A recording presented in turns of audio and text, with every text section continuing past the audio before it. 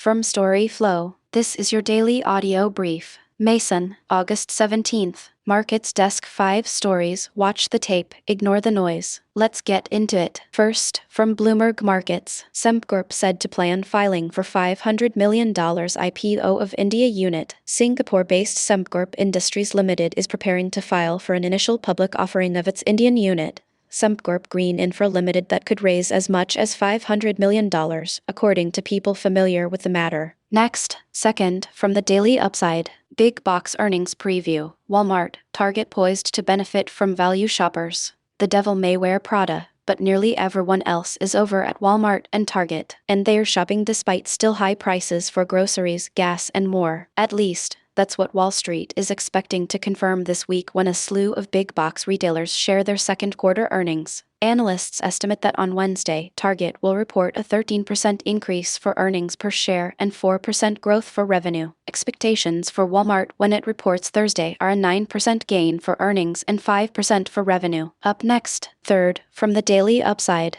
the ETF searching for alpha without the mail. There's a not-so-secret way one exchange-traded fund is handily outperforming the S&P 500 this year. Put the money on women. The Hypatia Women CEO ETF WCO was up 21% year-to-date as of market close Friday, compared with under 14% for the S&P 500. The fund's methodology is to invest in big public companies led by women, and that has clearly paid off, at least in its relatively short history. The fund recently reached two milestones. It just cleared $10 million in assets, and it now has a 3-year track record. And then, fourth, from the Daily Upside, leveraged ETF craze turns its sights to other funds. Imitation is the sincerest form of flattery. What, then, is taking a strategy and applying leverage to it, or conversely, shorting it? In the ETF business, companies probably shouldn't take it personally when a competitor rolls out a 2x version of their hot new fund, something that's become common in the leveraged ETF bonanza of late. Recently, for example, Rex Shares and Tuttle Capital Management are prepping for ETFs that would go either 2x long or 2x inverse on Roundhill's brand new NeoCloud and Photonics and Optics funds. Next, fifth, from Bloomberg Markets, Indonesian developer Moderland seeks bond restructuring again. So $370 million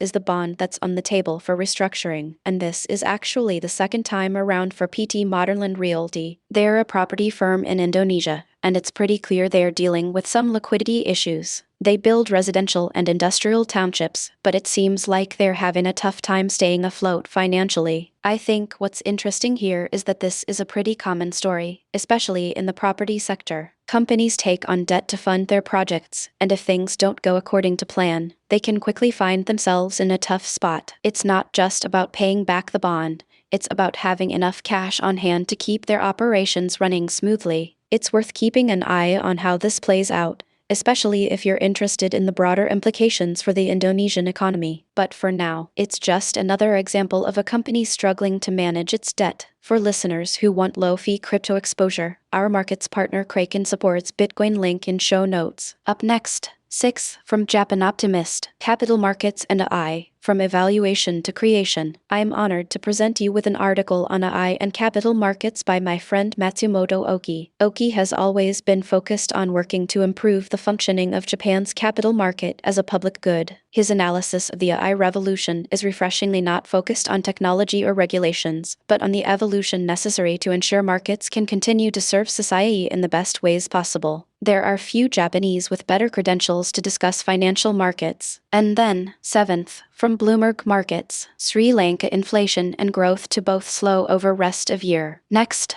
8th, from Bloomberg Technology, Sri Lanka Central Bank inflation to come down. The governor made this statement on Bloomberg, and it's worth noting that Sri Lanka's been struggling with high inflation lately. They've had to raise interest rates to try and curb it, but it sounds like things might be turning around. I'm not an economist, but it sounds like the central bank is feeling pretty optimistic about the future. We'll have to wait and see how things play out, but it's definitely an encouraging sign. For listeners who want low-fee crypto exposure, our markets partner Kraken supports Bitcoin, link in show notes. That's the read. Watch the tape, ignore the noise. Back tomorrow. New here? Grab your own free feed at storyflo.com. It only takes a few seconds.